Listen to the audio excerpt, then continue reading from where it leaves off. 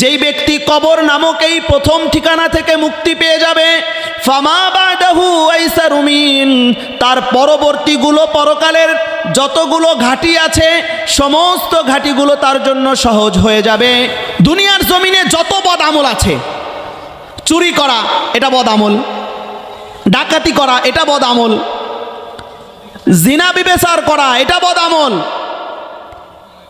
অন্যের হক নষ্ট করা এটা বদ আমল, সবগুলোই খারাপ কাজ। আমরা আজকে একটা খারাপ কাজ নিয়ে আলোচনা করব, সেই খারাপ কাজটার নাম হলো গান বাদ্য শ্রবণ করা। গান শুনলে ওই দিলে কি আর কোরআন ঢুকে? গান শুনলে তো তার দিলটা কি যায়, মরে যায়। গান শুনলে আর কোরআনের কথা ভালো লাগে না, তখন গানটাই কি লাগে, ভালো লাগে। এই গান শুনলে, গানের আয়োজন করলে মানুষ পথভ্রষ্ট হয়ে যায়, এই ব্যাপারে তার কোনো কি নেই, এলেমই নেই। অথবা ওয়াত্তাখিদাহা হুজুয়া, গানের আয়োজন কেন করে? ইসলামকে অপমান করার জন্য। গানের আয়োজন কেন করে? ইসলামকে, মুসলমানকে ঠাট্টা করার জন্য। দেখবেন গানের আসর যদি এখানে বসে, তাহলে দেখবেন যুবকরা নাচানাচি করতেছে, হাতের তালি দেয়, তারপরে লাফালাফি করে কি করে না? ইমাম আবু হানিফা বলেন, যদি তুমি গান শোনো, শুধুমাত্র শোনো, তাহলে তুমি পাপ কাজ করলা, আর গান শুই না অন্তরে মজা পাইলা তো তুমি কুফরি করলা। অত্তালাজ্জুজু বিহা কুফরুন, গান শুনে যদি তুমি মজা অনুভব করো তাহলে তুমি কুফরি কাজ করো। ইয়া নবী সালাম আলাইকা, ইয়া রাসূল সালাম আলাইকা। সম্মানিত হাজিরিন,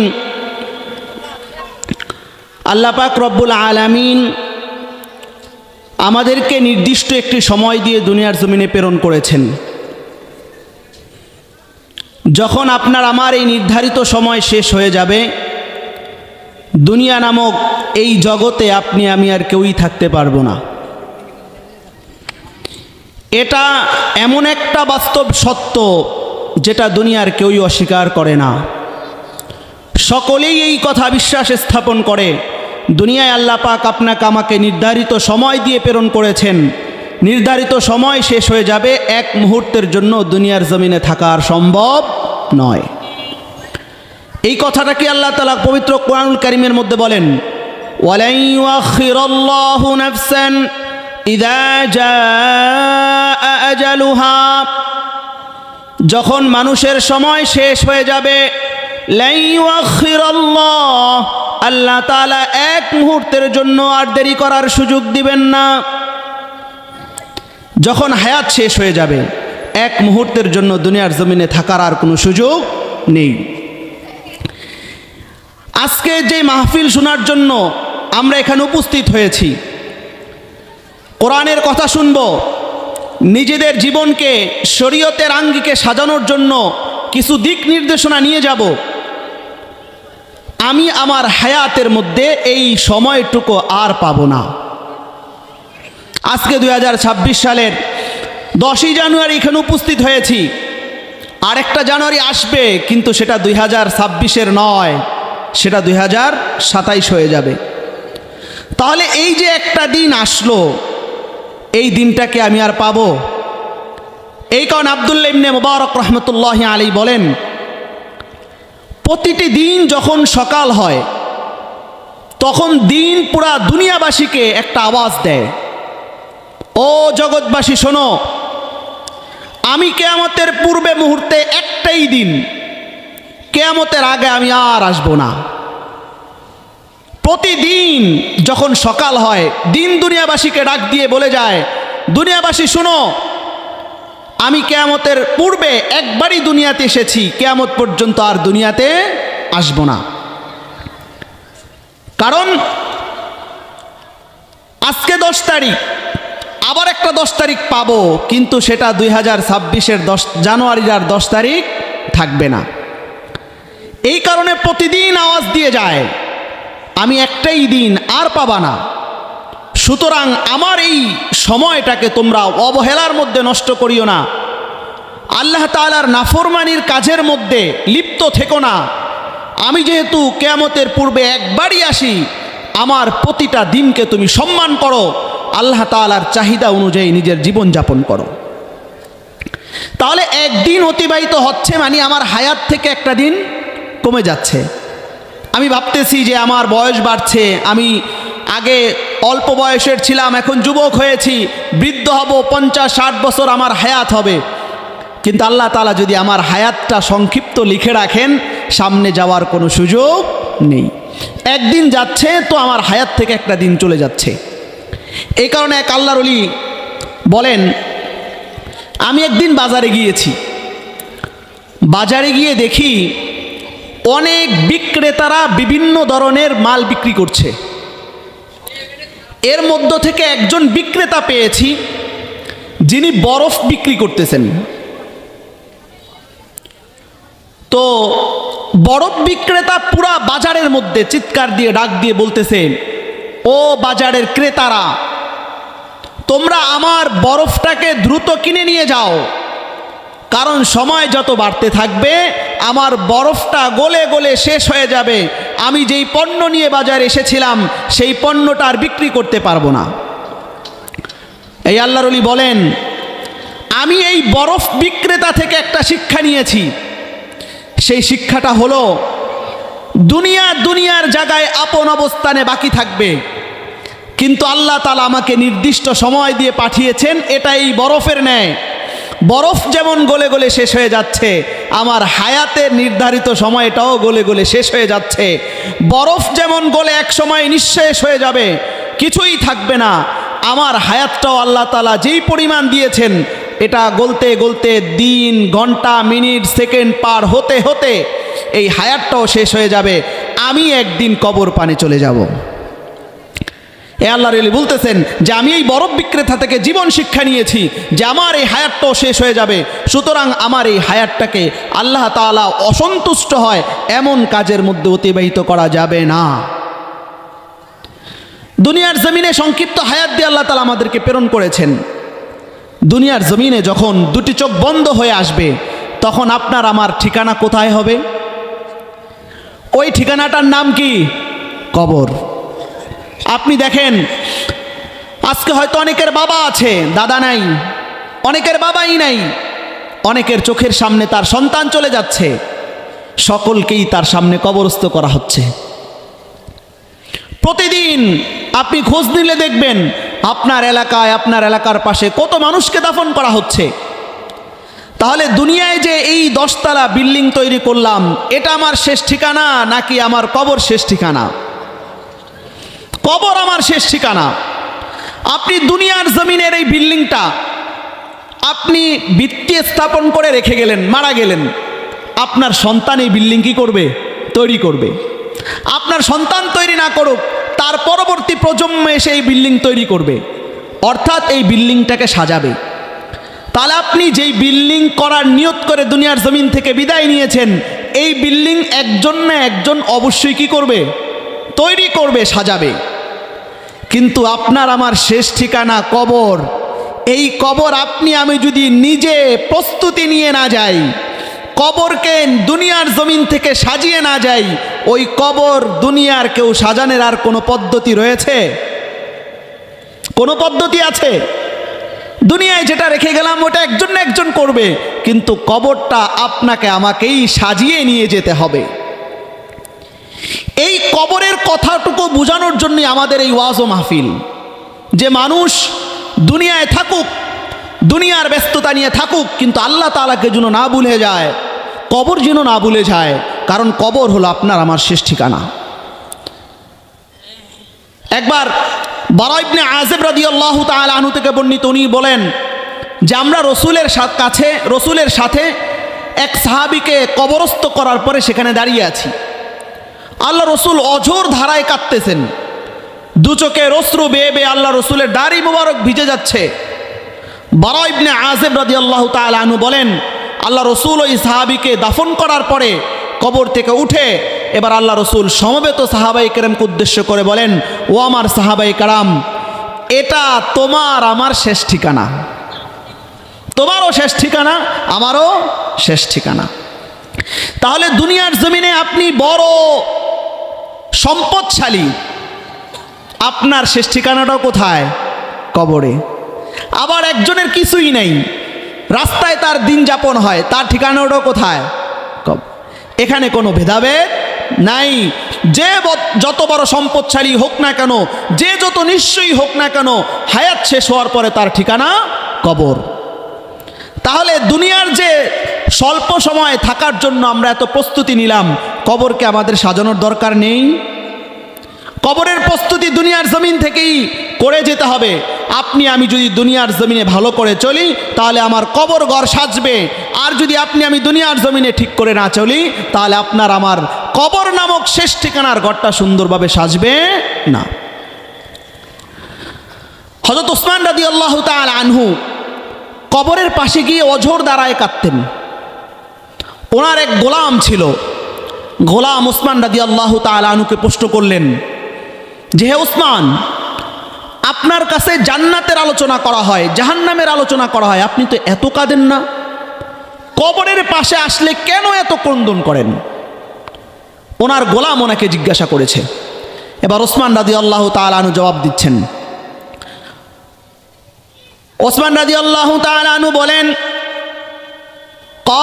قال رسول الله صلى الله عليه وسلم إن القبر أول منزل من منازل الآخرة। হে আমার গোলাম, তুমি শুনে রাখো, আমি রসুল থেকে শুনেছি, আল্লাহর রসুল আমাদেরকে উদ্দেশ্য করে বলেছেন, ইন্নাল কবরা আউয়ালু মানজিলিম মিন মানাজিলিল আখিরাহ। কবর হলো দুনিয়ার জমিন থেকে বিদায় নেওয়ার পরে যতগুলো ঘাটি আছে তার মধ্য থেকে প্রথম ঘাটি। ইন্নাল কবরা, নিশ্চয়ই কবর, আউয়ালু মানজিলিন, প্রথম ঠিকানা, মিন মানাজিলিল আখিরাহ, পরকালের সফরের প্রথম ঠিকানা হলো কবর।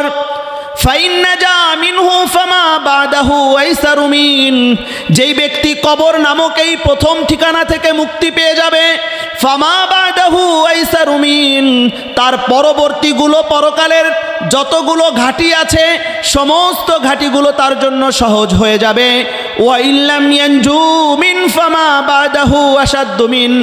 যদি দুনিয়ার জমিন থেকে বিদায় নেওয়ার পরে মানুষ যদি কবরের প্রথম ঘাটি থেকে মুক্তি না পায়,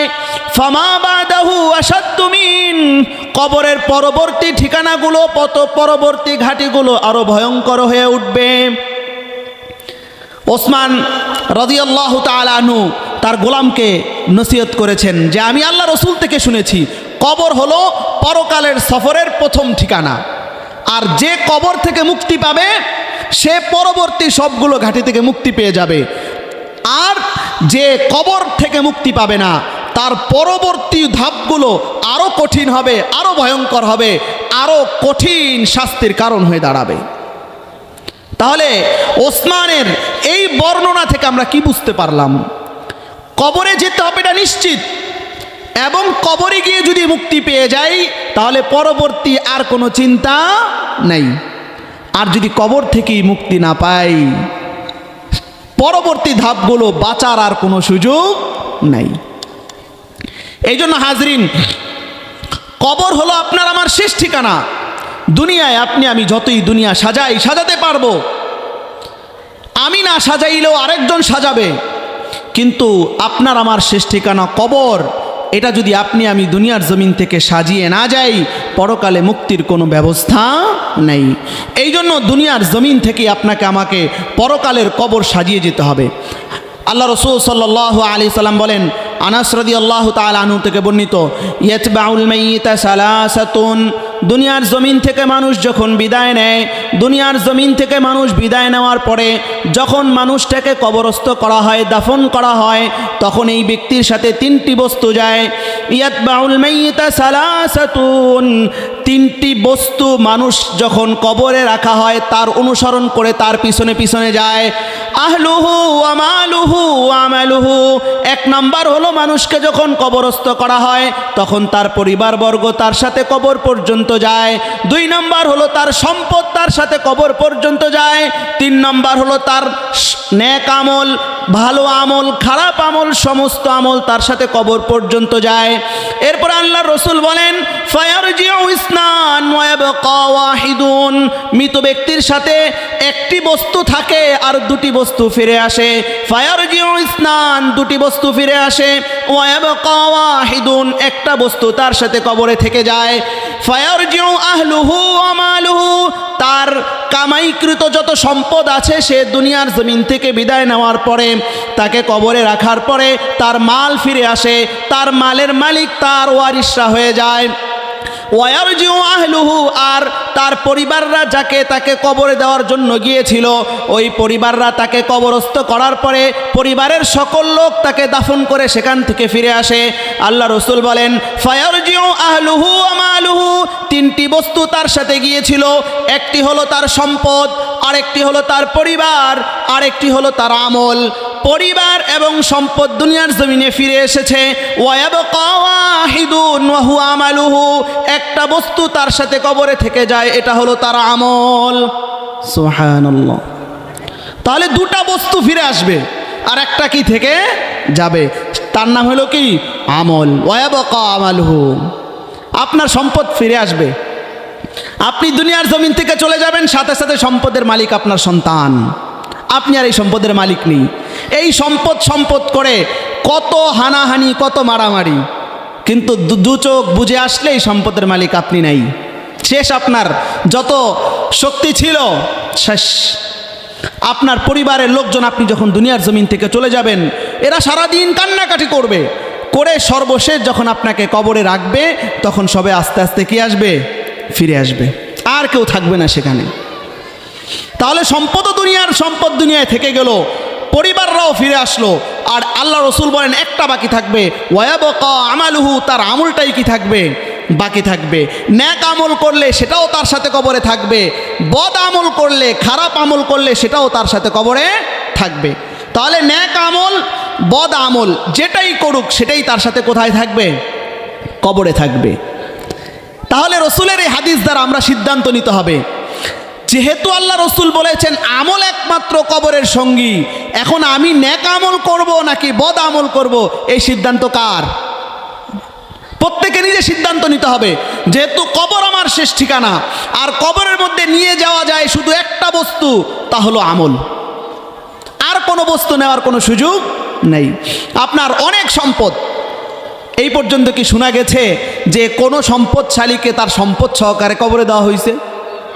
বরং উল্টা শোনা যায় যে কবরে রাখার সময় তার গায়ে কোনো স্বর্ণ থাকলে এগুলো সব খুলে ফেলে রাখা হয়, কিচ্ছু নিয়ে যেতে দেওয়া হয় না।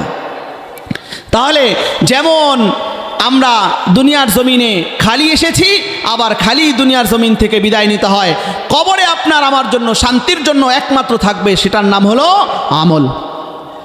এই আমল যদি আপনার আমার ভালো হয় তাহলেই তো আল্লাহ তাআলা, ওই যে রসুল আগের হাদিসে বললেন, কবর থেকে মুক্তি পাইলেই তুমি মুক্তি পেয়ে গেছো, আর কবর থেকে যদি মুক্তি না পাও পরবর্তী ঘাটিগুলো আরো ভয়ঙ্কর হয়ে উঠবে।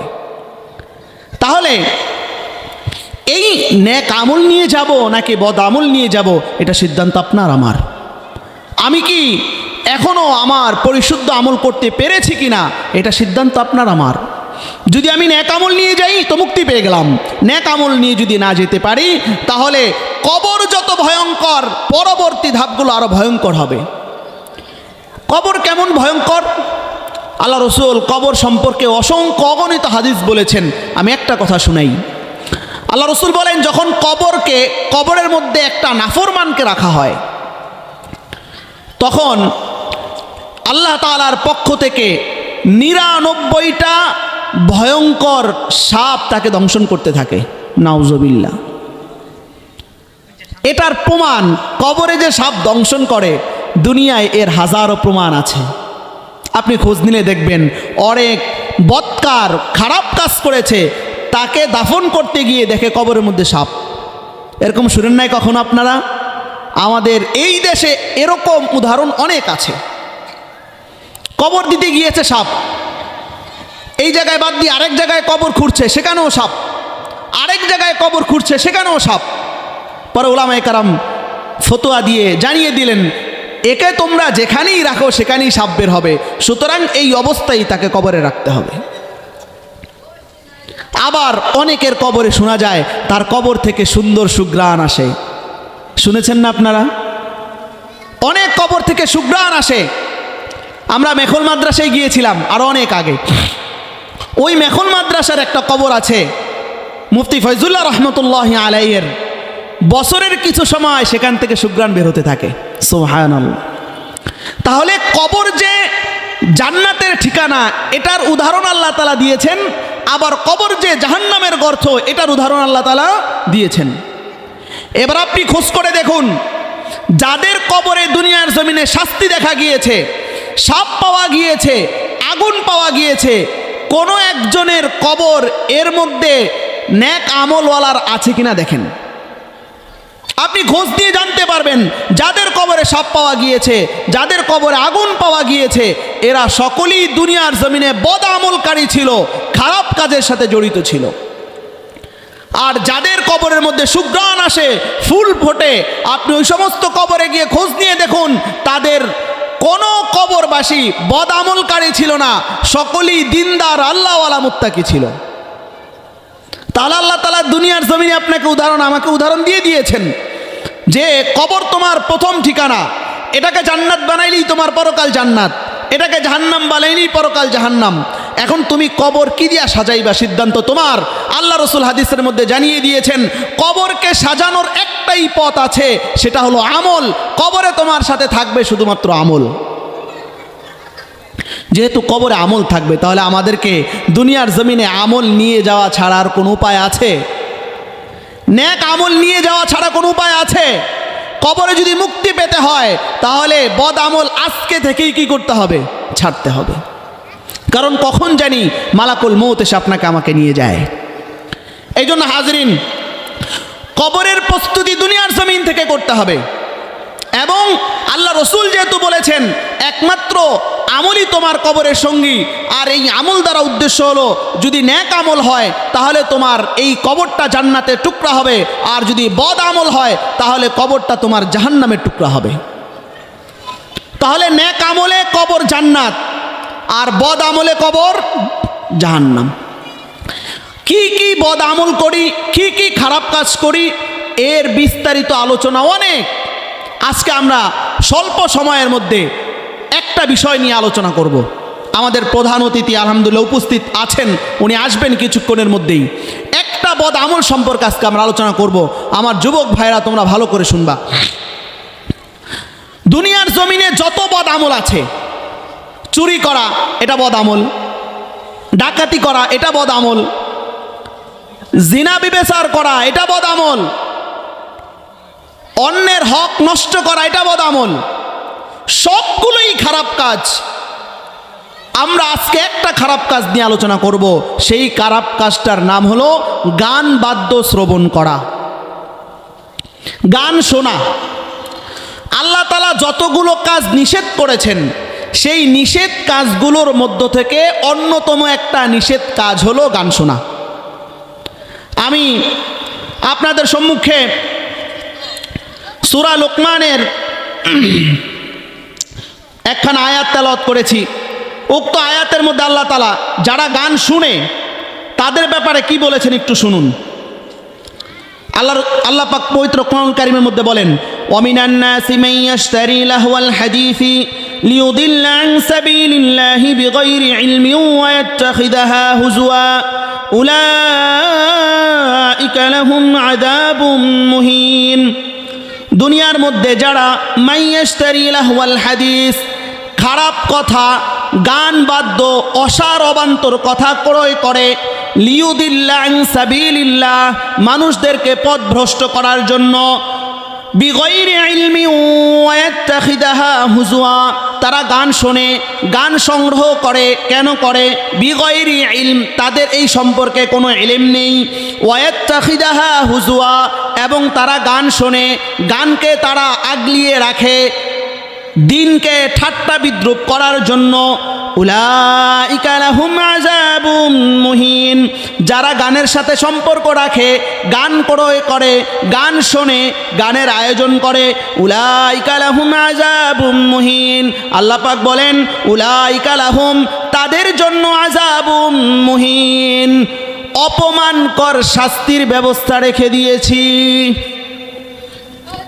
সূরা লুকমানের 6 নম্বর আয়াত। এই আয়াতের একটা শানে নুজুল আছে, একটা প্রেক্ষাপট আছে, এটা বললে আরো সহজে বুঝবেন। আল্লাহ রসুল সাল্লাল্লাহু আলাইহি ওয়াসাল্লাম যখন মক্কার মধ্যে ইসলামের দাওয়াত শুরু করলেন, মক্কার মধ্যে ইসলামের দাওয়াত শুরু করার পরে নজর ইবনে হারেস নামক একজন কাফের ছিল। নজর ইবনে হারেস দেখলো যে আল্লাহ রসুল যখন কোরআন তেলাওয়াত করেন এটা এত মধুর লাগে, কাফেরেরা কোরআন শোনার জন্য রাতের গভীরে মসজিদের পাশে দাঁড়িয়ে থাকে। এবার সে চিন্তা করলো মানুষদেরকে কোরআন থেকে বিমুখ কিভাবে করা যায়, কোরআন থেকে দূরে কিভাবে সরানো যায়। এই চিন্তা করে সে একটা শয়তানি বুদ্ধি মাথায় আনলো। সে চিন্তা করলো যে আমি দূর এক দেশে যাব, ইয়ামান যাব, ইয়ামান গিয়ে সেখান থেকে একজন গায়িকা নিয়ে আসব, অথবা কিছু গানের বই নিয়ে আসব, এসে মোহাম্মদ যেমন কোরআন শোনায় আমি তাদেরকে গান শোনাবো, গান শুনিয়ে মোহাম্মদ যেমন কোরআন শুনিয়ে সকলকে আকৃষ্ট করে রাখে আমি গান শুনিয়ে আকৃষ্ট করে রাখবো। নাউজুবিল্লাহ। এই কথা অনুযায়ী নজর ইবনে হারেস ইয়াম যে কিছু গান নিয়ে এসেছে, গানের লিখে বা একটা বই নিয়ে এসেছে। আরেক রাওয়ায়াতে পাওয়া যায় যে উনি একজন গায়িকা নিয়ে এসেছে। গায়িকা আনার পরে এবার মক্কার যারা কোরআন শুনতো তাদেরকে পথভ্রষ্ট করা শুরু করলো। গান শুনিয়ে আল্লাহ রসুল যে কোরআন শুনাইতেন, কোরআনের আওয়াজ শুনাইতেন, এই কোরআন থেকে বিমুখ রাখত। তখন আল্লাহ পাক এই আয়াত নাজিল করেন, অমিনান নাসি মান ইয়াশতারি, কিছু মানুষ আছে ইয়াশতারি লাহওয়াল হাদিস, যারা গুনাহ মিশ্রিত কথা খরিদ করে, ক্রয় করে।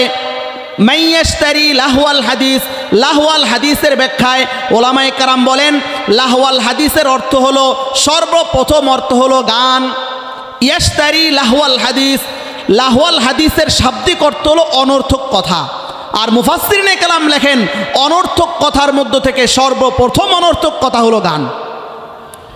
এই কারণে মাইয়াশতারি লাহওয়াল হাদিস, যারা অনর্থক অবান্তর কথা গ্রহণ করে, গুনামিশ্রিত কথা গ্রহণ করে, কেন করে? আল্লাহ পাক বলছেন লিউদিল্লা আন সাবিলিল্লাহি বিগাইরি ইলম, তারা এই গান শোনে বা গানের আয়োজন করে, কেন করে? লিউদিল্লা আন সাবিলিল্লাহ, মানুষকে পথভ্রষ্ট করার জন্য। কি করার জন্য? তাহলে গান কেন শুনে? পথভ্রষ্ট করার জন্য। গানের আয়োজন কেন করে? পথভ্রষ্ট করার জন্য। আজকে আচ্ছা দেখুন, মনে করেন এখানে একজন গান শুনতেছে অথবা গানের আয়োজন করছে, তো গান শুনে, গান শুনলে ওই দিলে কি আর কোরআন ঢুকে? গান শুনলে তো তার দিলটা কি যায়? মরে যায়। গান শুনলে আর কোরআনের কথা ভালো লাগে না, তখন গানটাই কি লাগে? ভালো লাগে। তাহলে গান সে শুনে কি করলো? তার পথভ্রষ্ট হয়ে গেল। অথবা এলাকার যুবকরা মিলে এখানে গানের আয়োজন করছে মনে করেন, তাহলে এরা গান বাদ্য করে এলাকার মানুষকে কি করতেছে? পথভ্রষ্ট করতেছে। কারণ আজ পর্যন্ত কি শুনেছেন কেউ কোনোদিন বলেছে যে আজকে এখানে গানের আয়োজন হবে, একটা গান শুনলে 10টা করে নেকি পাওয়া যাইব? এই কথা কেউ কোনোদিন বলছে? শুনছেন কোনোদিন? এই কথার এলান কেউ দিয়েছে? তাহলে গান শোনার ফজিলতের এলান যেহেতু কেউ দেয় নাই, তাহলে বোঝা গেল গান শুনলে মানুষের ঈমান কি হয়ে যায়? নষ্ট হয়ে যায়। তাহলে গানের আয়োজন কেন করে? ওই যে আল্লাহ তাআলা বলছেন লিউদিল্লা আন সাবিলিল্লাহ, মানুষকে কি করার জন্য? পথভ্রষ্ট করার জন্য। আচ্ছা, এই যে গান শুনে বা গানের আয়োজন করে মানুষকে পথভ্রষ্ট করছে, ওর কি ধর্মীয় এলেম আছে? আল্লাহ তাআলা বলেন বিগয়রি ইলম, এর কোনো কি নেই? এলেম নাই, এর কোনো জানাশোনা নেই। এই গান শুনলে, গানের আয়োজন করলে মানুষ পথভ্রষ্ট হয়ে যায়, এই ব্যাপারে তার কোনো কি নাই? এলেমই নেই। অথবা ওয়াত্তাখিদাহা হুজুয়া, গানের আয়োজন কেন করে? ইসলামকে অপমান করার জন্য। গানের আয়োজন কেন করে? ইসলামকে, মুসলমানকে ঠাট্টা করার জন্য।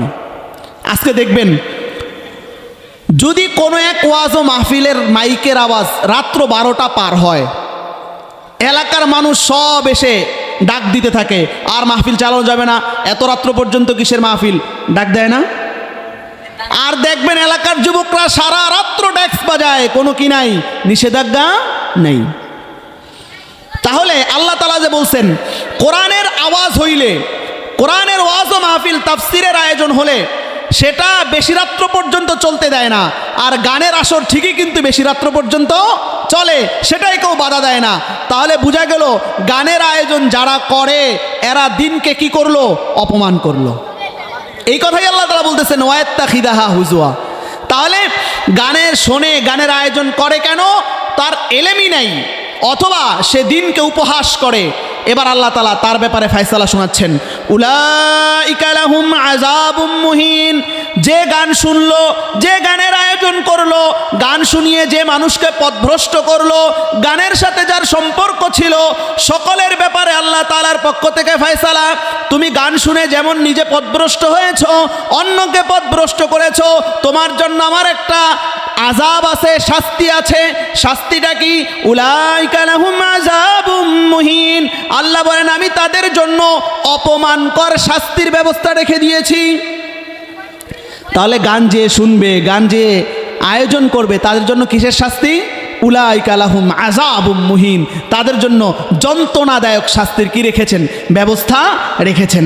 এবার আসুন, এই যে আল্লাহ তাআলা বললেন যে গান শুনে তার জন্য যন্ত্রণাদায়ক শাস্তির ব্যবস্থা আল্লাহ তাআলা করেছেন, রেখেছেন। এবার এই গান শোনার অর্থ কি? এই যে আল্লাহ তাআলা পবিত্র কোরআন কারীমের মধ্যে বললেন মাইয়াস্তারি লাহওয়াল হাদিস, যারা অনর্থক কথা শুনে। এই কথার ব্যাখ্যায় মুফাসসিরিনে কেরাম কত যে কথা উল্লেখ করেছেন, আমি কয়েকজনের নাম এখানে উল্লেখ করে বলছি। হযরত আবু বকর রাদিয়াল্লাহু তাআলা আনহু বলেন আল গিনা মিজমারুশ শাইতান, গান হলো শয়তানের বাদ্য। কে বলছেন? আবু বকর। আবু বকরকে চিনেন? ইসলামের প্রথম খলিফার নাম কি? সাইয়্যিদুনা আবু বকর রাদিয়াল্লাহু তাআলা আনহু। এই উম্মতের নবীর পরে সর্বশ্রেষ্ঠ মহামানব যিনি, তার নাম হলো হযরত আবু বকর রাদিয়াল্লাহু তাআলা আনহু। এই আবু বকর বলেন আল গিনা মিজমারুশ শাইতান, গান হলো কার বাদ্য? শয়তানের বাদ্য। হযরত উসমান রাদিয়াল্লাহু তাআলা আনহু বলেন লা ইয়াজতামিউল কুরআনু ওয়াল গিনা ফি কলবিন, কোরআন এবং গান এক দিলে জমা হইতে পারে না। যেই দিলে কোরআন আছে ওই দিলে গান থাকতে পারে না, যেই দিলে গান আছে ওই দিলে কোরআন থাকতে পারে না। কারণ কোরআন এটা আল্লাহর সন্তুষ্টি, আর গান এটা আল্লাহর অসন্তুষ্টি। যে আল্লাহর সন্তুষ্টিকে নিল যে আল্লাহ তাআলার সন্তুষ্টিকে নিল সে অসন্তুষ্টি নিতে পারবে না, আর যে অসন্তুষ্টি নিয়েছে সে সন্তুষ্টি নিতে পারবে না। এখন ওসমান বলেন লা ইয়াজতামিউল কুরআন ওয়াল গিনা ফি কলবিন ওয়াহিদিন, এক হৃদয়ে কোরআন আর গান কি হইতে পারে না, জমা হইতে পারে না। ইমাম মালিক রাহমাতুল্লাহি আলাইহি বলেন মা ইয়াফআলুহু ইল্লাল ফুসাক, গান কারা করে জানেন? গান শোনে করে কারা? যারা ফাসিক গুনাহগার তারাই একমাত্র গানের আয়োজন করে। ইমাম আহমদ রাহমাতুল্লাহি আলাইহি বলেন আল গিনা ইউমবিতুন নিফাক, গান অন্তরে মুনাফিকি সৃষ্টি করে। গান অন্তরে কি করে? মুনাফিকি সৃষ্টি করে। কারণ গান শুনতে শুনতে দিলটা কি যায়? মরে যায়। যখন মরে যায় তখন তার ইসলাম ভাল লাগে না, তখন তার নাজায়েজ নাফরমানি কাজটাই কি লাগে? ভালো লাগে। এই কারণে ইমাম আহমদ রাহমাতুল্লাহি আলাইহি বলেন আল গিনা ইউমবিতুন নিফাক ফিল কলব, অন্তরের মধ্যে গান নিফাকি তৈরি করে দেয়। এরপরে ইমাম শাফি রাহমাতুল্লাহি আলাইহি বলেন আল গিনা দিয়াসাতুন, গিনা এটা হলো গান, গান বাদ্য বাজনা ইত্যাদি এগুলো হলো দায়ুস ব্যক্তির কাজ, যেই ব্যক্তির জন্য আল্লাহ তাআলা নিশ্চিত জাহান্নাম রেখেছেন তার কাজ।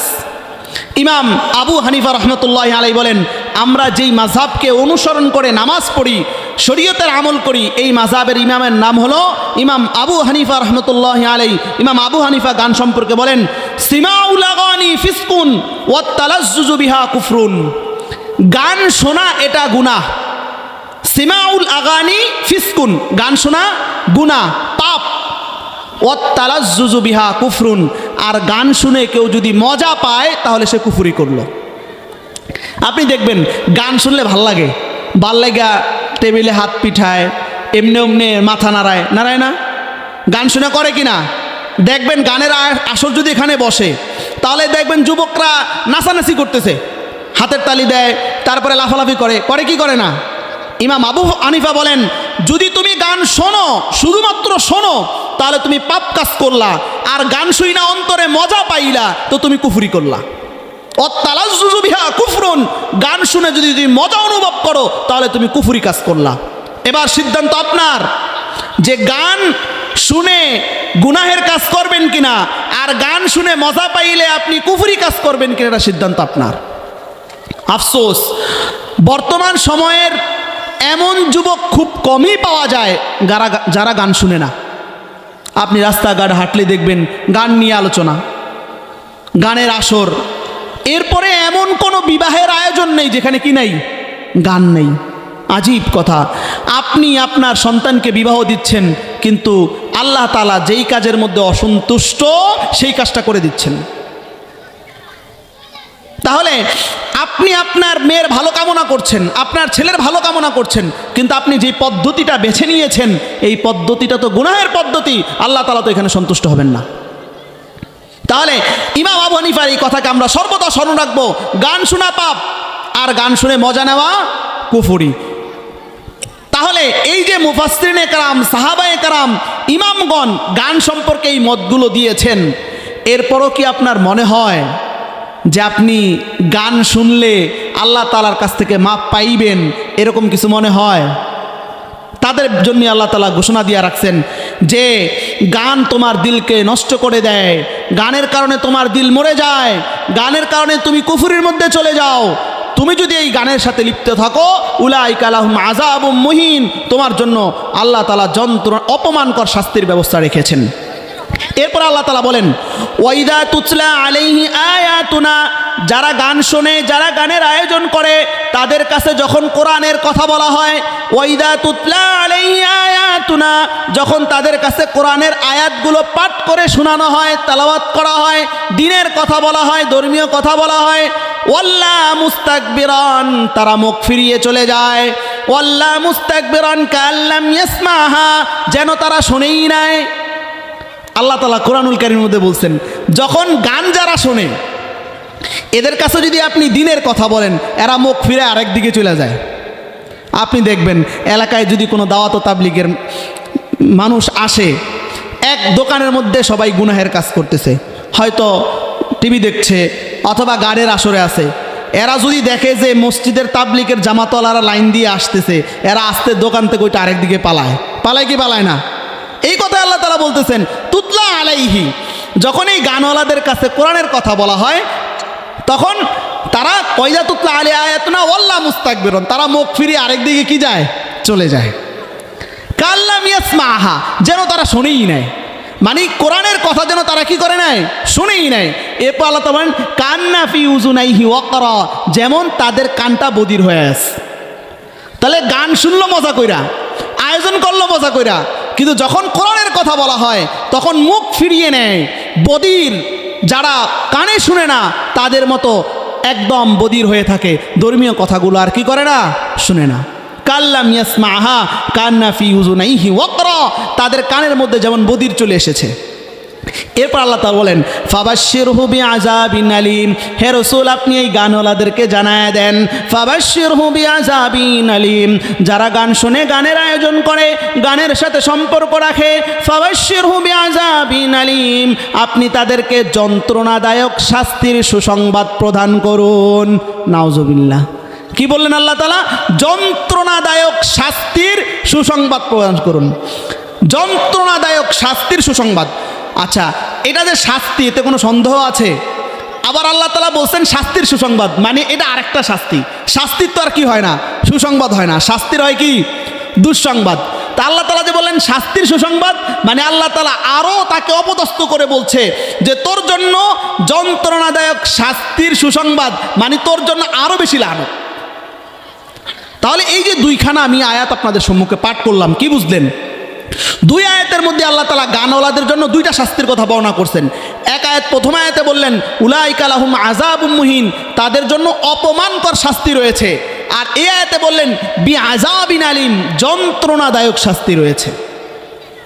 তাহলে যারা গান শুনে, গানের আয়োজনের সাথে সম্পর্ক থাকে, তাদের শাস্তি কয়টা? দুইটা। একটা হলো অপমানকর শাস্তি, আরেকটা হলো যন্ত্রণাদায়ক শাস্তি।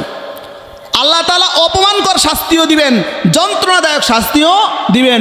মুফাসসিরিনে কেরাম বলেন, যারা এই গানের সাথে সম্পর্ক রাখে আল্লাহ তাআলা তাদের অপমান দুনিয়ার জমিনে করবেন, আর যন্ত্রণাদায়ক শাস্তি আল্লাহ তাআলা দুনিয়ার জমিন থেকে বিদায় হওয়ার পরে করবেন।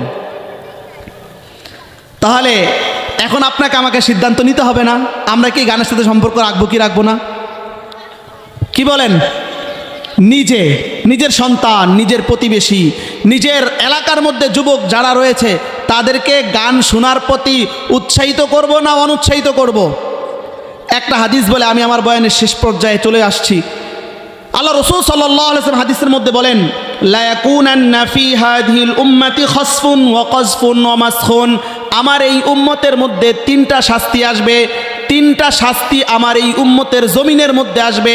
আল্লাহ রসুল ভবিষ্যৎবাণী হিসাবে তিনটি শাস্তির কথা উল্লেখ করে বলেন, লা ইয়াকুনান্না ফি হাযিহিল উম্মতি খাসফুন ওয়া কাযফুন ওয়া মাসখুন, আমার এই উম্মতের মধ্যে দুনিয়ার জমিনে কিয়ামতের পূর্ব মুহূর্তে তিনটা শাস্তি আসবে।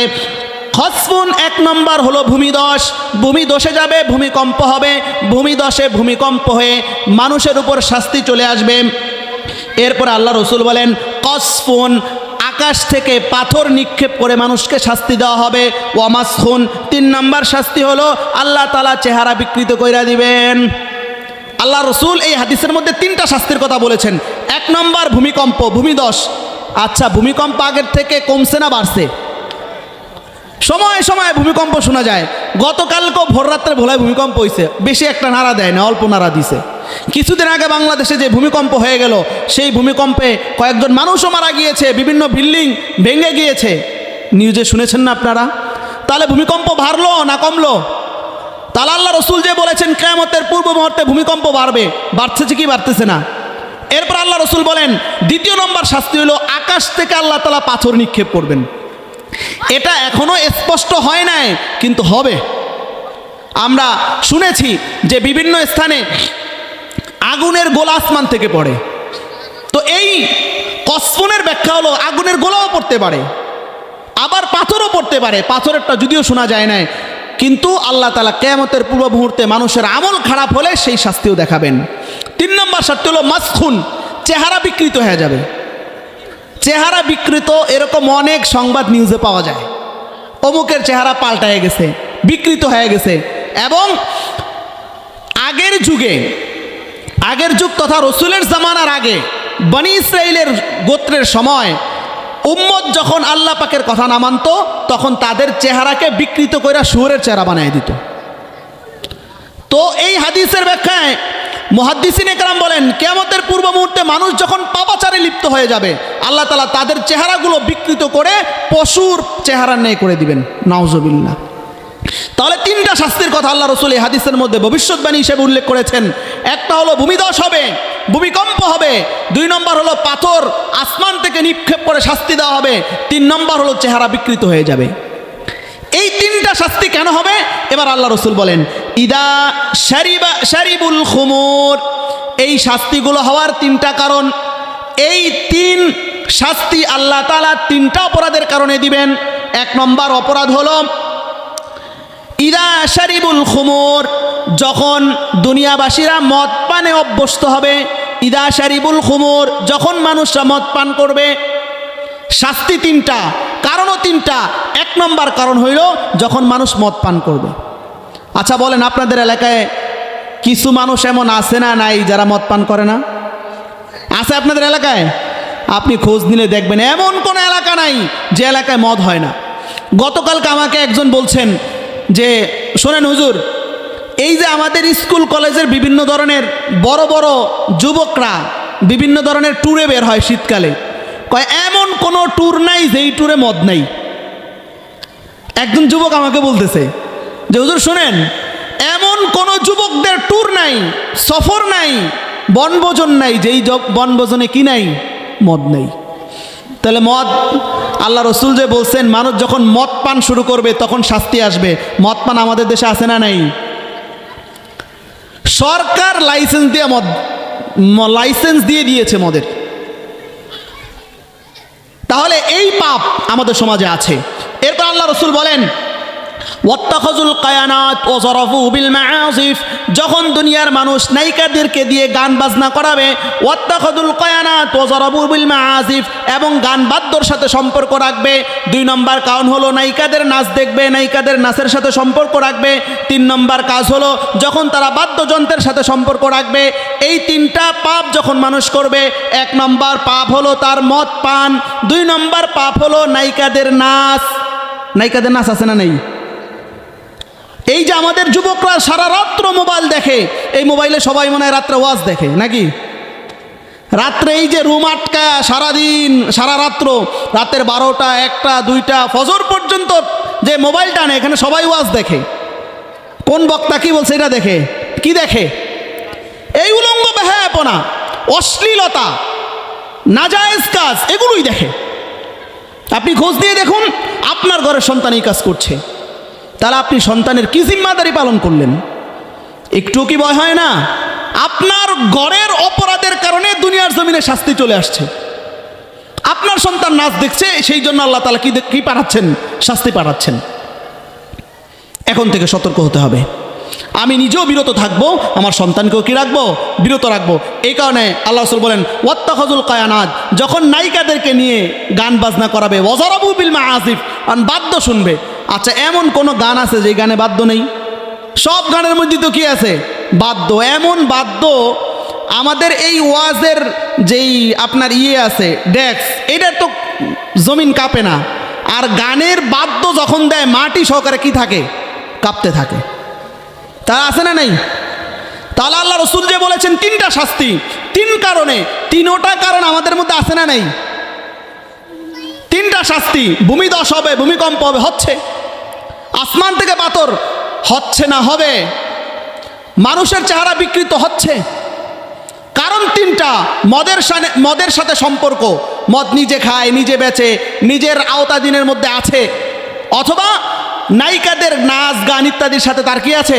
সম্পর্ক আছে। এবং বাদ্যযন্ত্রের সাথে সম্পর্ক আছে। এই 3 বিষয়ের সাথে যার সম্পর্ক থাকবে, তার জন্য আল্লাহ তাআলা এই শাস্তি কি করবেন? পাঠাবেন। তাহলে দুনিয়ার জমিনের শাস্তি কাদের কারণে আসে? আপনার আমার অপরাধের কারণে। আমাদের অপরাধের কারণে আমাদের উপর কি চলে আসে? শাস্তি চলে আসে। এই জন্য হাজরিন, এই যে গান, আমার আলোচনার আজকের মূল বিষয়বস্তু হলো আল্লাহ তাআলা গান যারা শোনে, গান যারা আয়োজন করে, তাদের জন্য 2টা শাস্তি রেখেছেন। একটা অপমানকর শাস্তি, আর একটা হলো যন্ত্রণাদায়ক শাস্তি। এবং আল্লাহ রসুল হাদিসের মধ্যে বলেছেন, যারা গানের সাথে সম্পর্ক রাখে, গান বাদ্য শোনে, নায়িকাদের নাচ দেখে, তাদের জন্য কিয়ামতের পূর্ব মুহূর্তে 3টা শাস্তি আসবে, 3টা আযাব আসবে। 1 নম্বর আযাব হলো ভূমিধস হবে, 2 নম্বর আযাব হলো আসমান থেকে পাথর নিক্ষেপ করে শাস্তি দেওয়া হবে, 3 নম্বর শাস্তি হলো আল্লাহ পাক বান্দার চেহারাগুলোকে বিকৃত করে দিবেন। তাহলে আমরা এই পাপ থেকে মুক্ত থাকবো তো ইনশাআল্লাহ? আমি নিজে সতর্ক থাকবো, আমার সন্তানকে সতর্ক রাখবো, এবং আমার আশেপাশে যাদেরকে বারণ করা যায় সকলকেই এই গান থেকে কি রাখবো? মুক্ত রাখবো। নিয়ত করা যায় না ইনশাআল্লাহ? আমরা সকলেই পাক্কা এরাদা রাখি যে আমি নিজে সতর্ক হয়ে আমার ঘরকে সতর্ক করব। আপনি যদি আপনার ঘরকে সতর্ক না করেন, আপনার সন্তানকে সতর্ক না করেন, আপনার মেয়েকে যদি আপনি না বারণ করে রাখেন, আপনার ছেলেকে যদি আপনি না বারণ করে রাখেন, তাহলে আপনার কারণেই শাস্তি দুনিয়ার জমিনে চলে আসবে।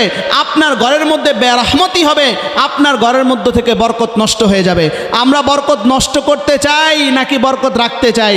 বরকত রাখার জন্য একটা কাজ আমাদের করতে হবে, সেই কাজ হলো কোরআনের সাথে আমাদের কি রাখতে হবে? সম্পর্ক রাখতে হবে। কোরআন তেলাওয়াত করতে হবে, কোরআনের ওয়াজ শুনতে হবে, এবং কোরআনের সাথে আমার জীবনযাপন কোরআন অনুযায়ী হতে হবে। তাহলে ইনশাল্লাহ আশা করা যায় ঘর থেকে বেবরকতি দূর হয়ে যাবে, এবং আল্লাহ পাক ঘরের মধ্যে বরকত নাজিল করবেন। এই ঘরের মধ্যে বরকত নাজিল করার জন্য 1 নম্বর কাজ হলো ঘরের মধ্যে কি তেলাওয়াত শুরু করতে হবে? কোরআন তেলাওয়াত। নিজে না পারি, তেলাওয়াত আস্তে আস্তে করা শুরু করি। আমার সন্তানকে শিখাই, সন্তানকে বলি যে বাবা দৈনিক কমপক্ষে ফজরের পরে হলো 2-3 পৃষ্ঠা পড়ো। তাহলে নিজে কোরআন তেলাওয়াতের সাথে ব্যস্ত থাকবো। আরেকটা কাজ করতে হবে, ফিক্রে মৌত। শুরুতে বলেছিলাম যে কবর আপনার আমার প্রথম ঠিকানা, এই মৌতের ফিকির আপনাকে আমাকে রাখতে হবে। মৌতের ফিকির যখন আপনি করবেন তখন আপনি আর এই সমস্ত নাজায়েজ কাজ করতে পারবেন না। এই জন্য আমরা গুনাহের কাজ থেকে, বিশেষ করে আজকে গানের যেই আল্লাহ তাআলা শাস্তি বলেছেন সেই শাস্তি শুনেছি, আমরা গান থেকে মুক্ত থাকবো তো ইনশাআল্লাহ। আল্লাহ তাআলা আমাদের সকলকে গান থেকে মুক্ত রাখুক এবং ঘরে কোরআন তেলাওয়াত শুরু করব। কি শুরু করব? কোরআনের আওয়াজ শুরু করব, কোরআন অনুযায়ী নিজের জীবন বাস্তবায়নের চেষ্টা করব এবং সাথে সাথে মৌতের ফিকির রাখবো। কিসের ফিকির?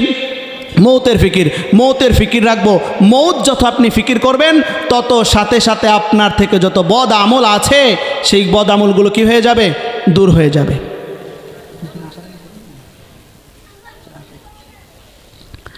মৌতের ফিকির যখন রাখবো তখন আপনার আমার যত বদ আমল আছে এই আমলগুলো এমনিতেই কি যাবে? ছুটে যাবে। ছোট্ট একটা ঘটনা অল্প কয়েক মিনিটের মধ্যে শেষ করে বলছি।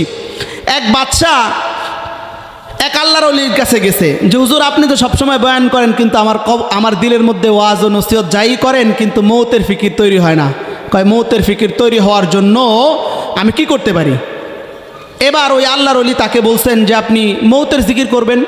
এবার সে একটা তসবি বানায় মৌত মৌত জিকির করতেছে, মৌত মৌত মৌত। এক মাস পরে আবার ওই আল্লাহর ওলির কাছে গেছে, গিয়া বলছে যে আপনি বলছেন মৌতের জিকির করতে, আমি তো মৌতের জিকির করি কিন্তু আমার দিল কোনো কি হয় না, পরিবর্তন হয় না। বাচ্চা বললেন আপনি তাহলে একটা কাজ করেন, আপনার বাচ্চাই আমাকে দিয়ে দেন, আপনি একদিন আমার প্রজা থাকেন। কয় ঠিক আছে, আপনি ভালো মানুষ, আপনাকে আমি দিয়ে দিলাম। এবার ওই আল্লাহর ওলি একদিনের বাচ্চা হয়ে সর্বপ্রথম অর্ডার দিলেন আগের বাচ্চাকে ফাঁসির কাস্টে ঝুলানো হোক। আগামীকাল সকাল 10টায় তার কি হবে? ফাঁসি হবে।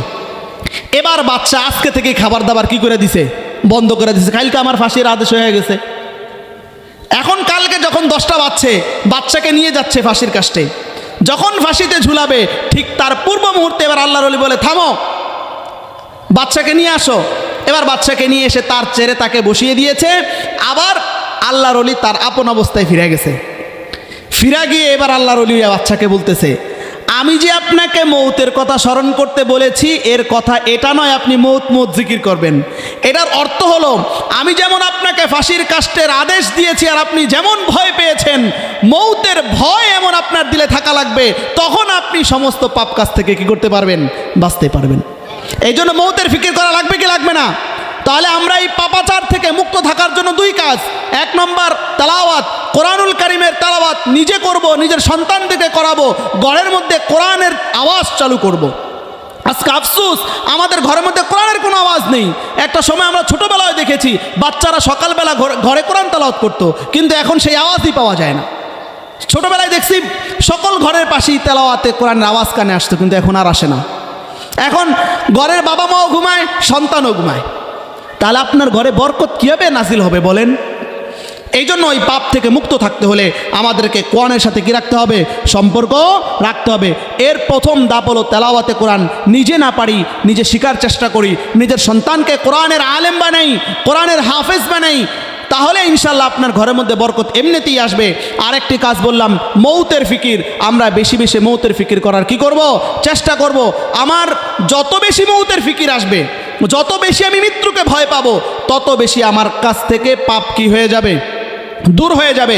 আমাকে আর আমার খারাপ কাজের দিকে আর কোনো মন যাবেই না। কিন্তু আপনি সব করেন কিন্তু মৌতের ফিকির নেই, মরার কোনো ভয় নেই, তাহলে আপনি সব পাপ করতে পারবেন না।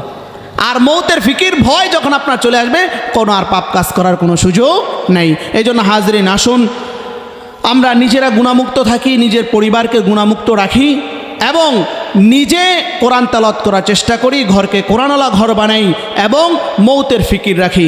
আল্লাহ তাআলা কথাগুলো বুঝে আমাদেরকে আমল করার মতো তৌফিক দান করুন। আমিন। ওয়া আখিরু দাওয়ানা আলহামদুলিল্লাহি রাব্বিল আলামিন।